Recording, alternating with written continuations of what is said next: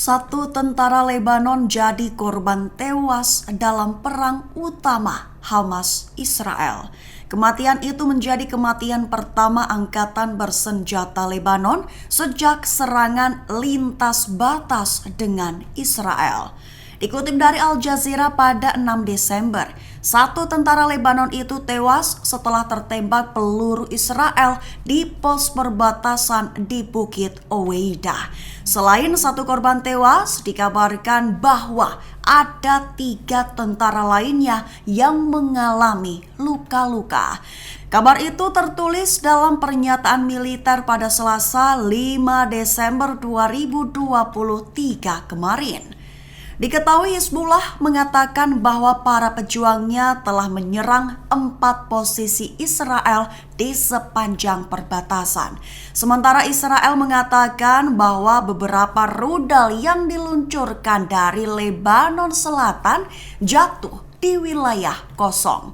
Selain itu, menurut kantor berita nasional Lebanon melaporkan bahwa pasukan Israel telah menembaki dan melakukan serangan udara di wilayah selatan Lebanon dekat perbatasan. Meskipun aksi balas dendam terus terjadi, sejauh ini Israel dan Hizbullah telah mengambil langkah untuk menghindari eskalasi yang dapat menyebabkan perang skala besar.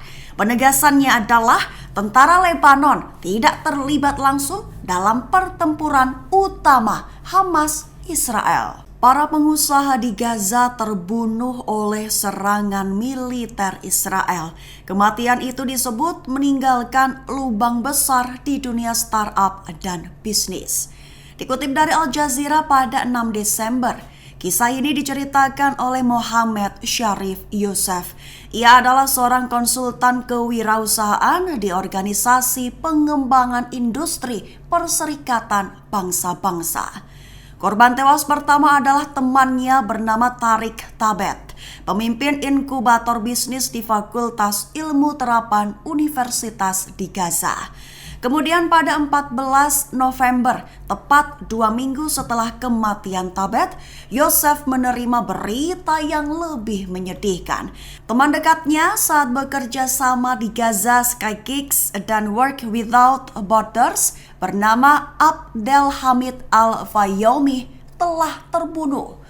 Diketahui Al-Fayoumi mendirikan Sanabel yang memproduksi perangkat lunak dan sumber daya multimedia untuk pasar Arab lokal dan regional. Selain itu, pada hari yang sama ketika Al-Fayoumi terbunuh, para pengusaha Gaza kembali mendapat pukulan berat.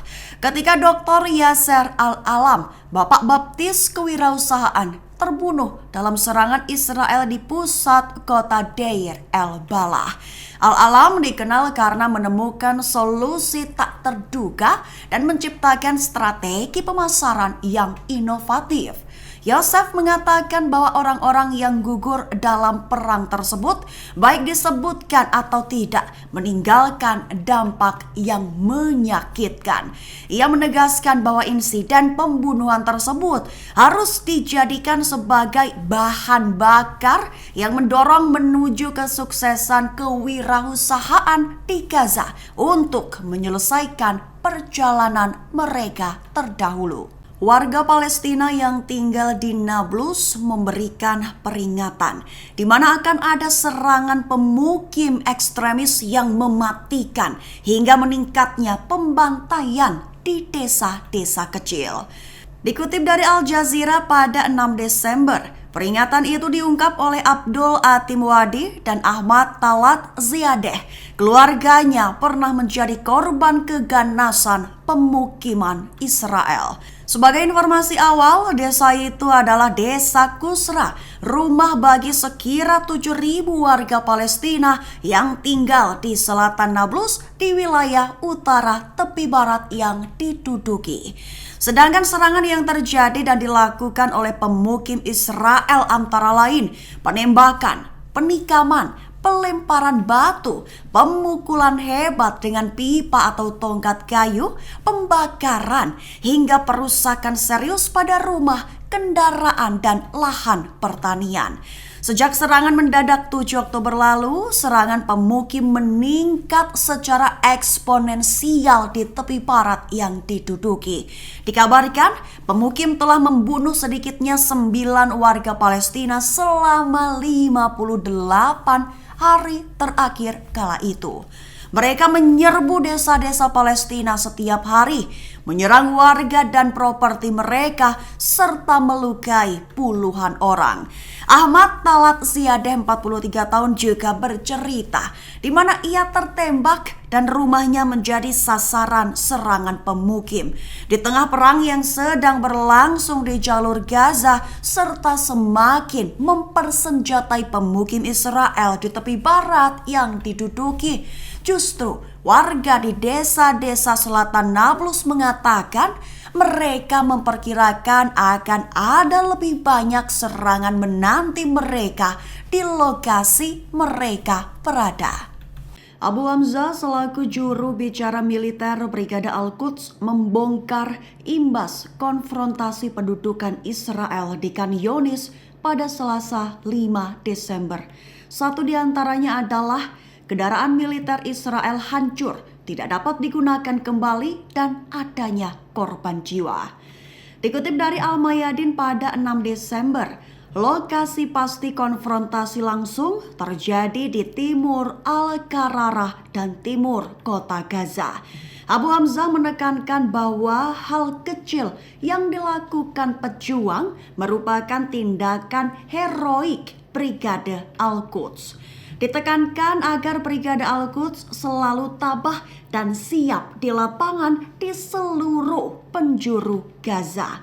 Seraya menunjukkan tindakan heroik Brigade Al-Quds hanyalah sebagian kecil dari apa yang sudah dilakukan musuh.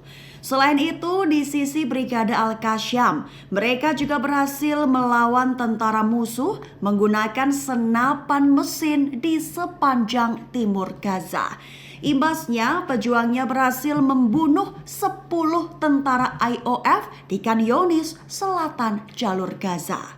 Ia menyatakan bahwa mereka menargetkan 8 teroris IOF menggunakan rudal anti personil, serta menyebabkan cedera pada 6 tentara IOF lainnya di daerah Al-Zana di poros timur kota Khan Younis dengan menggunakan senapan Qassam.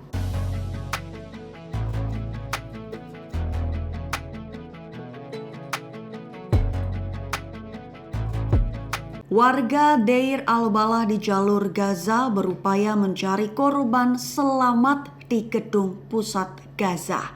Diketahui upaya itu dilakukan setelah Israel melakukan pemboman melalui udara yang tiada henti. Dikutip dari Al Jazeera pada 6 Desember, pemboman telah terjadi pada Selasa 5 Desember sore waktu setempat, membuat langit di kota Deir al-Balah berwarna abu-abu akibat serangan darat dan pemboman udara Israel yang tiada henti.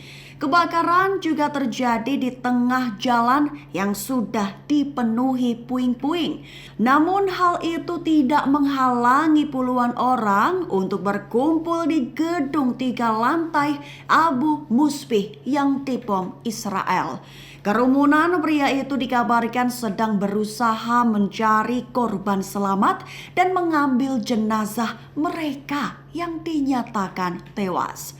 Menurut Kementerian Kesehatan Gaza, 45 orang tewas dan sedikitnya 50 lainnya luka-luka.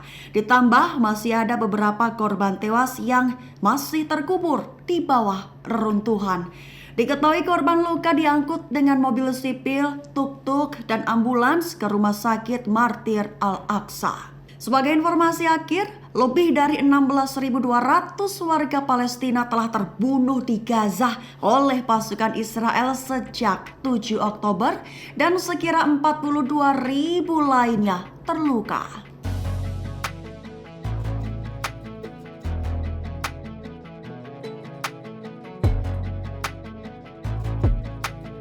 Download Tribun X sekarang, menghadirkan lokal menjadi Indonesia.